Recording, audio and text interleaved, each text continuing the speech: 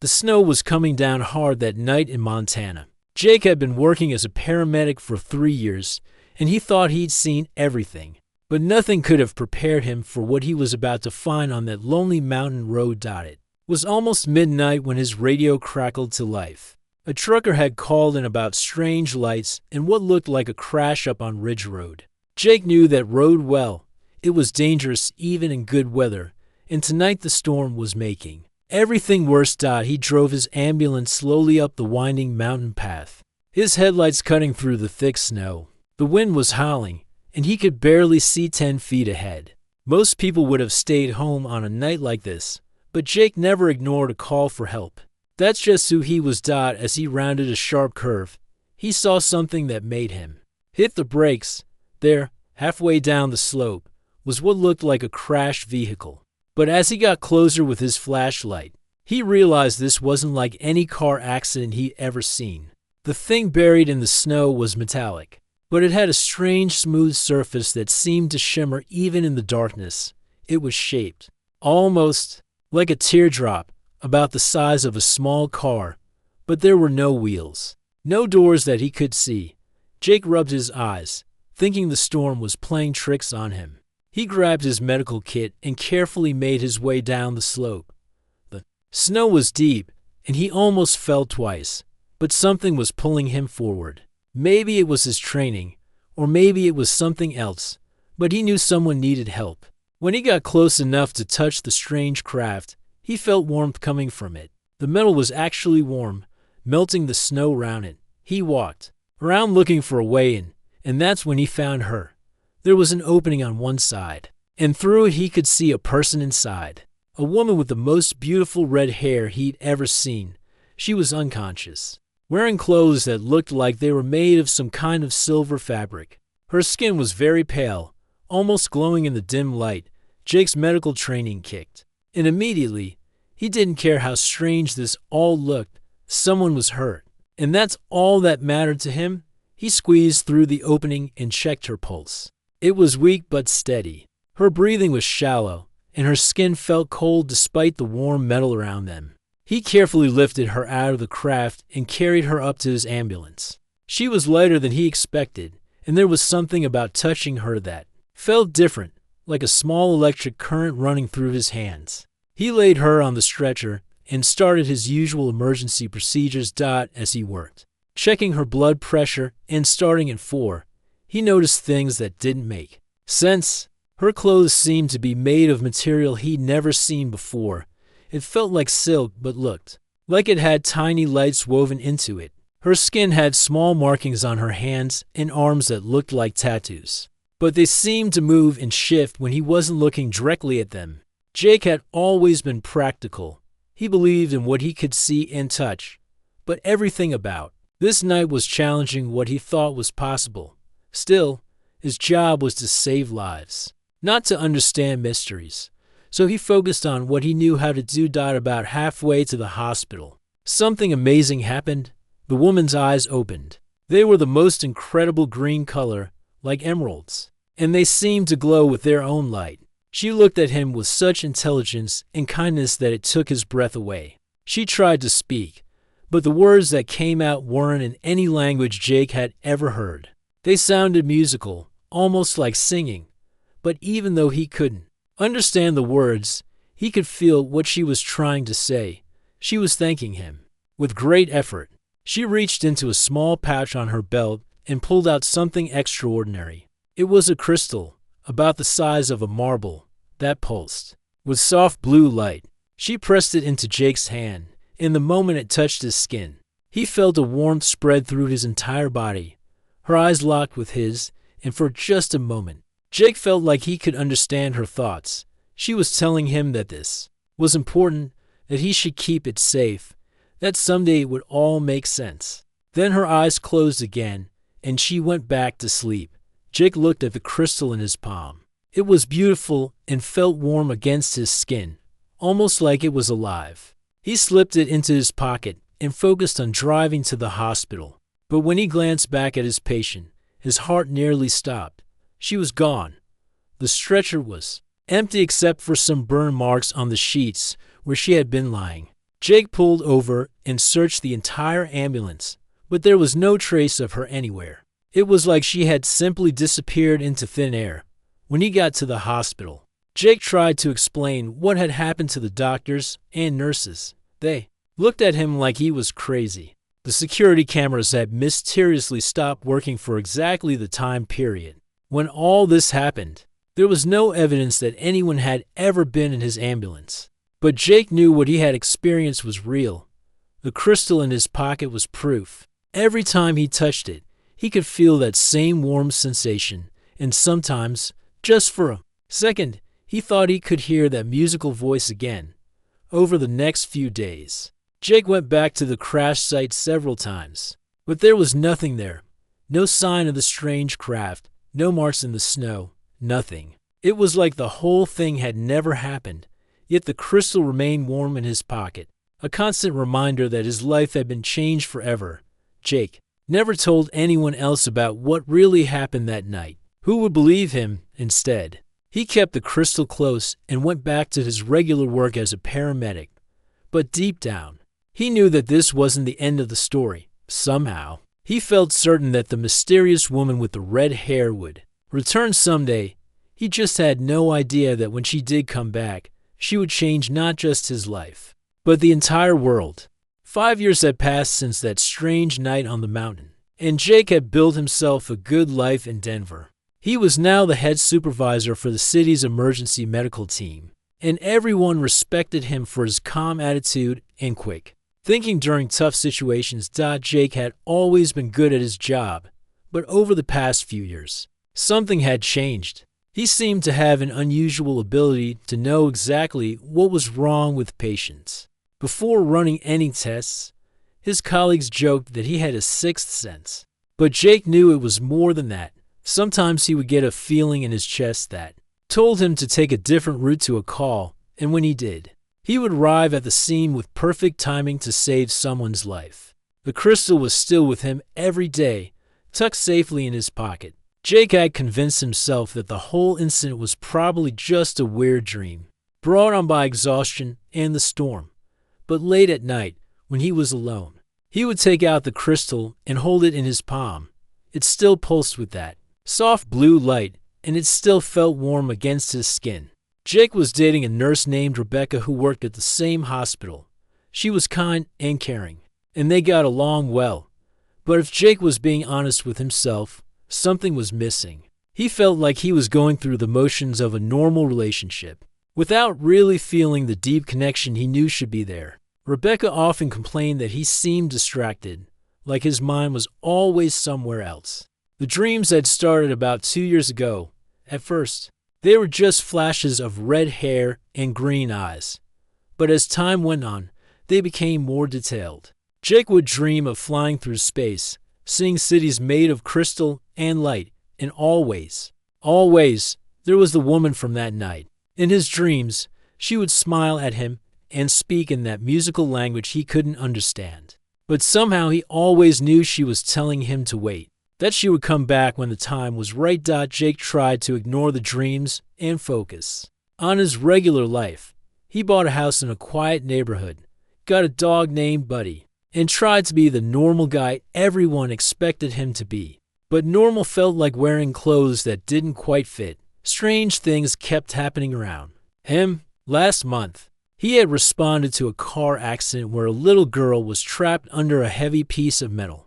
Jake shouldn't have been able to lift it by himself, but somehow he did, and easily too. The other paramedics were amazed, but Jake was more worried about what was happening to him. He had also noticed that cuts and bruises healed much faster on him than they used to. When he got a bad burn from touching a hot engine during a rescue, it healed completely in just 2 days. Jake started paying attention to his body and realized he felt stronger and more energetic than ever before in his life. The crystal seemed to react to certain things. Whenever Jake watched the news and saw reports about strange lights in the sky or unexplained phenomena around the world, the crystal would get warmer. There had been a lot of these reports lately. People were seeing things that couldn't be explained by science, and governments were having a hard time coming up with reasonable explanations. Jake's team had started to notice his unusual abilities too. During one emergency call, Jake had somehow known that a patient was having internal bleeding even though there were no obvious signs. When they got him to the hospital, the doctors confirmed that Jake was right. Another time, Jake had insisted they take a longer route to avoid traffic, and later they found out that a gas line had exploded right where they would have been driving. His partner, Tony, had started calling him Lucky Jake because they always seemed to be in the right place at the right time when Jake was making the decisions. But Jake didn't feel lucky. He felt like he was waiting for something, though he didn't know what. Rebecca had been talking about marriage lately, and Jake knew he should be excited about it. She was a good person who cared about him, and they made sense together on paper. But every time she brought it up, Jake felt a strange sadness in his chest. The crystal would get cold whenever they talked about their future together, and Jake couldn't shake the feeling that he was meant for something different. The world seemed to be changing too. Scientists were reporting unusual energy readings from space. There were more reports of people having vivid dreams about other worlds and civilizations. Some people claimed they were receiving messages from beings on other planets. Though most folks thought they were just crazy, Jake kept all of this to himself. Who could he tell? His friends already thought he was a little too serious, and Rebecca worried that he worked too hard and didn't relax enough. If he started talking about glowing crystals and dreams of alien cities, they would probably think he needed professional help. But deep in his heart, Jake knew that everything was connected. The crystal, the dreams, his unusual abilities, and the strange things happening around the world. He felt like he was a puzzle piece that didn't quite fit into the picture everyone else was seeing. Sometimes, late at night when he couldn't sleep, Jake would stand on his balcony and look up at the stars. He would hold the crystal in his hand and feel that familiar warmth spread through his body. In those quiet moments, he could almost hear that musical voice again, calling to him from somewhere far away. Jake didn't know what was coming, but he could feel that his ordinary life was just the calm before something extraordinary. The woman with the red hair had promised to return, and somehow, Jake knew that day was getting closer. He just hoped that when it happened, he would be ready for whatever came next. Until then, he would keep saving lives, keep helping people, and keep the crystal safe, because deep down, Jake understood that this was all preparation for something much bigger than himself. The night everything changed started like any other Tuesday in Denver. Jake was finishing up his paperwork at the station when the first reports came in. People were calling about strange lights dancing across the sky, even though there wasn't supposed to be any aurora activity this far south. Jake stepped outside and looked up at the night sky. What he saw took his breath away. Waves of green and blue light were flowing across the darkness like a river of colors. It was the most beautiful thing he had ever seen. But something about it felt familiar. The crystal in his pocket was getting warmer by the minute. Then the power went out, not just at the station, but everywhere. Jake could see the entire city of Denver going dark block by block. Street lights, traffic signals. Even car headlights were flickering and dying. But the aurora above them was getting brighter and more intense. The emergency radio crackled to life, running on backup power. Reports were flooding in from all over the city. A huge apartment building had collapsed downtown. Multiple car accidents were happening as traffic lights failed. People were trapped in elevators and skyscrapers. It was chaos, and Jake's team was needed everywhere at once. Jake grabbed his gear and jumped into his ambulance as he drove through the dark streets. Guided only by the strange light from above, he felt a pull in his chest directing him toward the collapsed building downtown. The crystal was now so warm it almost burned through his pocket. When he arrived at the scene, Jake couldn't believe what he was seeing. The 5-story apartment building had pancaked down to just 2 stories. With dozens of people trapped inside, other emergency teams were already there. But they were struggling. The building was too unstable to bring in heavy equipment, and they couldn't reach the people trapped in the middle floors. That's when Jake saw her. Standing near the wreckage, calmly helping injured people, was the woman with the red hair. She looked exactly the same as she had 5 years ago. but now she seemed to glow with a soft light that had nothing to do with the aurora above. She was wearing different clothes now, still that strange silvery material, but cut more like a flowing dress that moved like water around her. Jake watched in amazement as she placed her hands on a man with a broken leg, and the bone seemed to heal right before his eyes. She lifted a concrete slab that should have required a crane, moving it aside like it weighed nothing. Every person she touched seemed to get better instantly.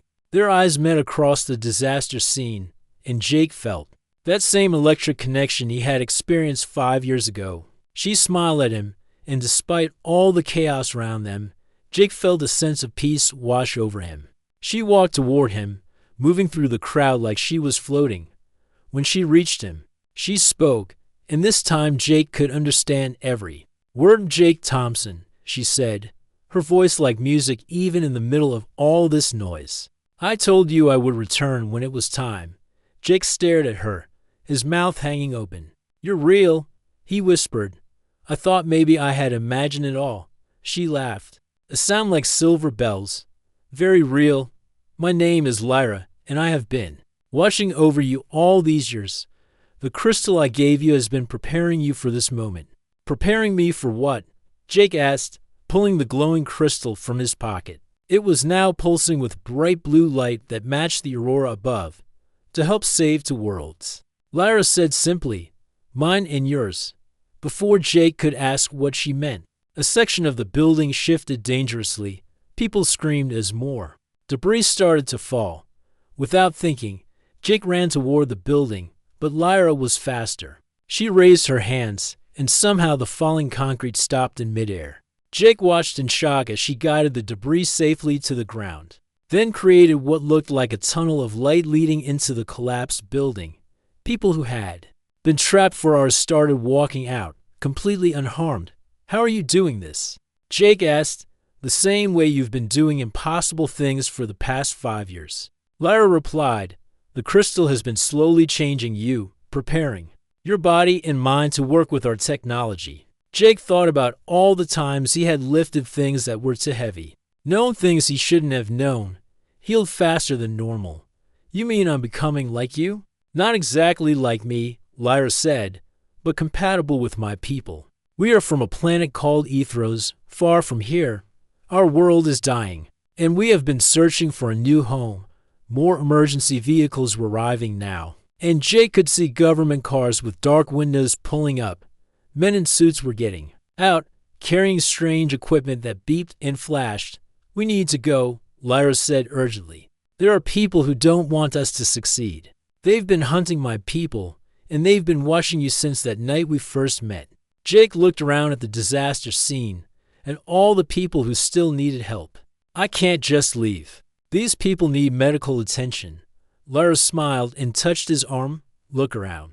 "Jake, really look." Jake did as she said and realized something incredible. Every single person who had been injured was now completely healed. People who should have been dead were standing up and walking around like nothing had happened.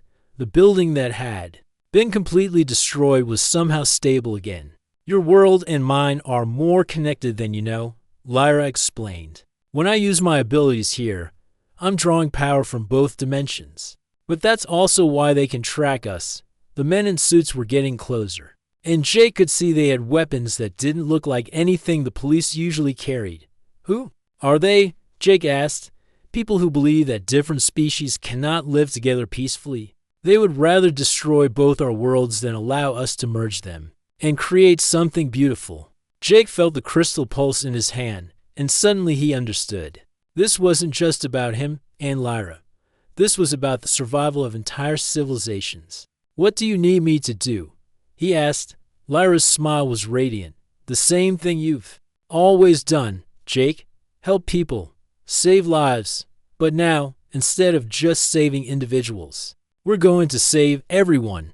She took his hand, and Jake felt a surge of energy unlike anything he had ever experienced. The world around them seemed to shimmer and change, and for just a moment, Jake could see two realities existing in the same space, his familiar Denver, and a gleaming city of crystal and light.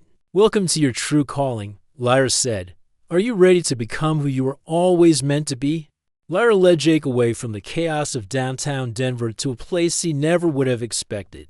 An old abandoned warehouse on the outskirts of the city. But as they approached, Jake realized it wasn't abandoned at all. The building was humming with energy, and he could see soft lights glowing from inside. This is where my people have been hiding, Lyra explained as they walked through what looked like a normal metal door. But the moment Jake stepped inside, he felt like he had entered another world entirely. The warehouse was huge, but it had been transformed into something that looked like a cross between a hospital and a spaceship. There were people everywhere, but Jake could tell immediately that they weren't from Earth. They all had that same pale, glowing skin as Lyra, and their hair came in colors Jake had never seen before: silver, deep purple, and shades of blue that seemed to shift in the light. "Welcome to our temporary home," Lyra said. "We've been here for 3 years, preparing and waiting for the right time to reveal ourselves." Jake watched as these beings moved around with purpose, working on technology that was far beyond anything he had ever seen. Some were tending to others who appeared to be injured, using devices that healed wounds with beams of light. Others were working on what looked like a massive computer, but instead of screens, it projected three-dimensional images in the air.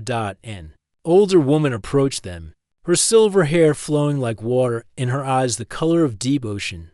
When she saw Jake, she smiled warmly. "So this is the human who saved our princess," she said in accented but perfect English. "I am Elder Zara, and I have been looking forward to meeting you, Jake Thompson, Princess." Jake looked at Lyra in surprise. Lyra's cheeks turned a soft pink color. "I didn't mention that part yet. Yes, I am Princess Lyra of Ethros, heir to the throne of our world. The night you found me, I was on a scouting mission to find a new home for our people." Elder Zara gestured for them to sit on what looked like chairs made of crystal, but they were surprisingly comfortable. "Our planet is dying, Jake. The wars and pollution of centuries have made it impossible for most life to survive there. We have maybe 2 years before Ethros becomes completely uninhabitable." Jake felt overwhelmed. "But why Earth, and why me?" "Earth isn't just similar to our world," Lyra explained. "It exists in a parallel dimension to ours. Our scientists discovered that the two planets can be merged safely, creating a world where both species can thrive together." Merged? Jake's head was spinning. "You mean like combining two different worlds into one?" Elder Zara nodded. "It's been done before, though not for many generations. When two compatible worlds merge, they create something more beautiful and abundant than either could be alone. But it requires a connection between the two species, a bridge of understanding and trust. That's where you come in," Lyra said, taking Jake's hand. "In our culture, when someone saves the life of royalty, it creates a sacred bond. But more than that, you showed pure compassion without expecting anything in return. That kind of heart is rare in any species." Jake looked down at their joined hands and noticed that where their skin touched, both of them glowed with a soft light. "The crystal you gave me, what did it really do?" "It began the process of making you compatible with our biology and technology," Lyra explained. "Over the past 5 years, it has been slowly enhancing your natural abilities and extending your lifespan to match ours. If you accept your role as my bonded partner, you would essentially become co-ruler of the merged world." "Co-ruler?" Jake laughed nervously. "I'm just a paramedic. I don't know anything about running a planet." Elder Zara smiled. "You know how to save lives, how to help people in their darkest moments, how to make quick decisions under pressure, and how to inspire others to work together. Those are exactly the skills a leader needs." Before Jake could respond, alarms started blaring throughout the warehouse. The three-dimensional display showed red warning signals, and Jake could see the other beings moving with urgent purpose. "They've found us," Lyra said, her face growing pale. "Who?" Jake asked. "The Dominion," Elder Zara replied grimly. "A group of beings from another galaxy who believe in conquest rather than cooperation. They've been hunting us across space, determined to prevent us from finding a new home." Through the walls of the warehouse, Jake could hear the sound of helicopters and vehicles surrounding them. But these weren't normal human military. The sounds were different, more advanced. They've been working with some humans who fear what our presence might mean for Earth. Lyra explained. They've convinced them that we're invaders rather than refugees. Jake felt anger rising in his chest. So they'd rather let both worlds die than give peace a chance? The Dominion feeds on conflict and destruction, Elder Zara said. They've destroyed dozens of civilizations by turning species against each other. They want Earth's resources for themselves. Suddenly, Jake heard a voice he recognized calling his name from outside. It was Rebecca, his girlfriend. Then he heard Tony, his paramedic partner. His heart sank as he realized his friends had been brought here, probably as hostages. We have to help them, Jake said, starting to stand up. Lyra grabbed his arm. It's a trap, Jake. They're using the people you care about to force you to choose between your old life and your destiny. Jake looked at her, then at Elder Zara, then at all the frightened but hopeful faces of the Ethrosian people around him. He thought about his ordinary life in Denver, his comfortable routine, his relationship with Rebecca that never quite felt complete. Then he thought about the dreams he'd been having for years, the feeling that he was meant for something bigger, the way his heart had felt empty until Lyra came back into his life. What exactly are you asking me to do? Jake said quietly. Accept the full bonding process, Lyra replied. It will give you abilities similar to mine, but more importantly, it will create a psychic link between us that will serve as the foundation for merging our worlds. But Jake, once you do this, there's no going back. You won't be fully human anymore.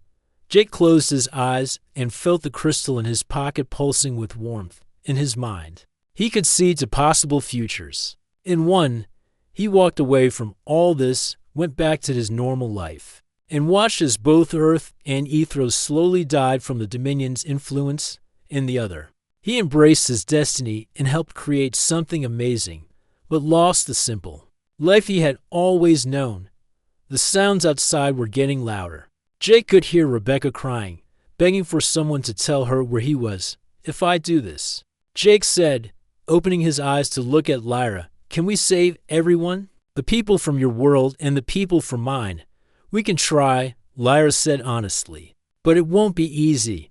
The Dominion is powerful, and they have human allies who will fight against us. Jake thought about every person he had ever saved as a paramedic, every life that had mattered to him, every moment when he had chosen to help instead of walking away. Then let's do it, he said firmly. Let's save both worlds. Lyra's smile was like sunrise. Are you sure? Once we begin the bonding, everything changes. Jake took her hands in his, feeling the electric connection flow between them. I've been waiting my whole life for this moment, even when I didn't know what I was waiting for. Let's go save everyone we can. The bonding ceremony was unlike anything Jake could have imagined. As Lyra placed her hands on his chest and spoke in her musical language, Jake felt every cell in his body come alive with new energy. The crystal that had been his companion for 5 years dissolved into pure light and merged with his heart for a moment that felt like forever. Jake could see everything, not just the warehouse where they stood, but both worlds at once. He saw Earth with all its beauty and problems, and he saw Ethros, a dying planet where crystal cities stood empty under purple skies. He felt the pain of billions of beings across both worlds, and he understood that he was now connected to all of them.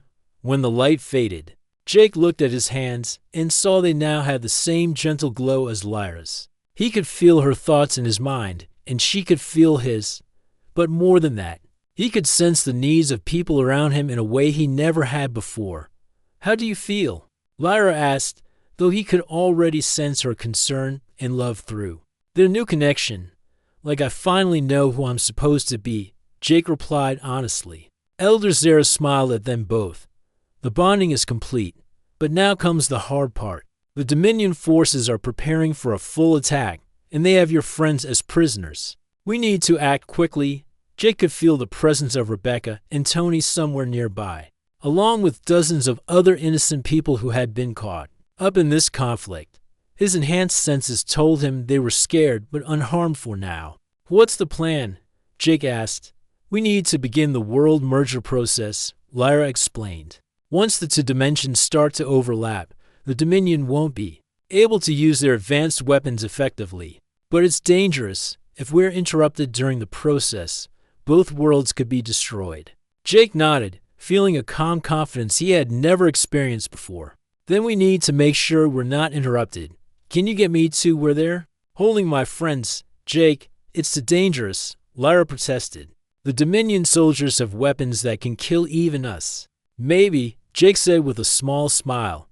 But I'm not just going there to fight. I'm going there to do what I do best, help people and bring them together. Jake left the warehouse through a hidden exit and made his way toward the area where he could sense his friends were being held. As he got closer, he saw that the Dominion had set up a massive camp with technology that looked like it came from a science fiction movie. But Jake also saw something else. The human soldiers working with the aliens looked confused and scared. Many of them were young people who had probably been told they were protecting Earth from invaders. They didn't look like villains. They looked like people who had been lied to. Jake walked right up to the perimeter of the camp, his hands raised. In a peaceful gesture, the guards raised their weapons, but Jake kept walking calmly forward. My name is Jake Thompson. He called out, I'm here to talk. A tall figure in dark armor approached him. When it removed its helmet, Jake saw a face that was almost human, but with silver skin and cold yellow eyes. You are the bonded human, the creature said in a voice like grinding metal. You have made a foolish choice. Maybe, Jake replied. But before you decide to destroy both our worlds, let me show you something.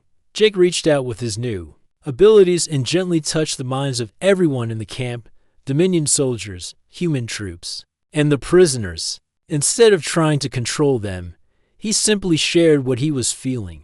Through the mental connection, everyone suddenly experienced what Jake had felt during the bonding, the overwhelming love and hope of billions of beings across the worlds, all just trying to survive and find happiness. They felt the pain of the dying planet Ethros, and the fear of humans who didn't understand what was happening to their world. But most importantly, they felt Jake's absolute certainty that cooperation was possible, that different species could work together to create something beautiful instead of destroying each other. Many of the human soldiers lowered their weapons, tears streaming down their faces as they realized they had been tricked into fighting against people who just wanted to live in peace. This is what we're really fighting for, Jake said aloud, his voice carrying to everyone in the camp. Not conquest or control, but the chance for everyone to have a home and a future. The Dominion commander's face twisted with rage. Lies? You show them weakness. Different species cannot coexist. Then explain this, Jake said calmly. He reached out and took the hand of the nearest human soldier, a young woman who had been crying. As their hands touched, both of them began to glow with the same soft light. The woman gasped as she felt Jake's enhanced empathy flow into her, allowing her to sense the emotions and needs of everyone around her. I can feel them, she whispered. In amazement, the alien people, they're not monsters. They're just scared parents trying to find a safe place for their children. One by one, Jake touched the hands of other humans in the camp, sharing his abilities with them temporarily. Each person who experienced the connection became a bridge of understanding, helping others see past their fear. Meanwhile, back at the warehouse, Lyra and Elder Zara had begun the merger process. Jake could feel it happening through their bond. Reality itself was starting to shift and blend as the two dimensions slowly became one. The Dominion commander raised a weapon that crackled with dangerous energy, pointing it at Jake. Enough. I will not let you poison our conquest with your weakness. But before he could fire, something unexpected happened. Rebecca and Tony, who had broken free from their restraints during the confusion, stepped in front of Jake. If you want to hurt him, you'll have to go through us first, Rebecca said firmly. Jake saved my life more times than I can count, Tony added. If he says these people are good, then I believe him. More human soldiers joined them, forming a protective circle around Jake. Even some of the younger Dominion troops looked uncertain, affected by the emotions Jake had shared. The commander looked around at his forces and realized he was losing control. In desperation, He activated a device that sent out a pulse of destructive energy meant to disrupt the merger process, but Jake was ready, drawing on his connection with Lyra and his new abilities. He absorbed the energy pulse and transformed it into something else, a wave of pure healing power that spread out across both worlds. Everywhere the wave touched, conflicts stopped. Weapons powered down. People who had been enemies looked at each other and saw fellow beings just trying to survive. On Ethros, dying plants began to bloom again. On Earth, polluted areas started to clean themselves. The world merger accelerated, and suddenly everyone could see both realities at once. The crystal cities of Ethros appeared alongside human cities, occupying the same space, but somehow not interfering with each other. It was like looking at two beautiful paintings that had been perfectly combined into something even more amazing. It's working, Lyra's voice echoed in Jake's mind and heart. Over the following months, the merged world settled into its new reality. Jake and Lyra were indeed crowned as co-rulers, but they ruled in a way that had never been seen before. Instead of sitting in a palace giving orders, they continued to work directly with people, solving problems and helping communities adapt to their new reality. Jake still worked as a paramedic, but now he responded to emergencies across multiple dimensions. His team included humans, Ethrosians, and even some former Dominion soldiers who had chosen to stay and help build the new world. Rebecca had initially been hurt and confused by Jake's transformation, but as she came to understand what was at stake, she became one of his strongest supporters. She now worked as a liaison between human and Ethrosian medical teams, helping to combine the best of both worlds' healing knowledge. 1 year after the merger, Jake stood on the balcony of their crystal palace, looking out over a city where human skyscrapers stood next to Ethrosian crystal spires, where children of both species played together in the streets, and where the sky showed both Earth's familiar blue and Ethros' gentle purple. Lyra joined him, slipping her hand into his. Any regrets? She asked with a smile. Jake thought about his old life, his small apartment, his routine job, and his ordinary dreams. Then he looked at the thriving world below them, where billions of beings now had hope for the future. Not one. He said, pulling her close. I finally understand what I was put here to do. As if summoned by his words, Jake's emergency communicator chimed. There was a distress call from a newly discovered planet in a distant galaxy. People in need of rescue. Jake grinned at Lyra. Ready for another adventure, Your Majesty? With you, always, she replied. Together, they stepped onto their ship and flew toward the stars, ready to help whoever needed them next. Jake had learned that being a king didn't mean sitting on a throne. It meant serving others with everything you had, whether that was one person or an entire universe. And for the first time in his life, Jake Thompson knew exactly who he was meant to be.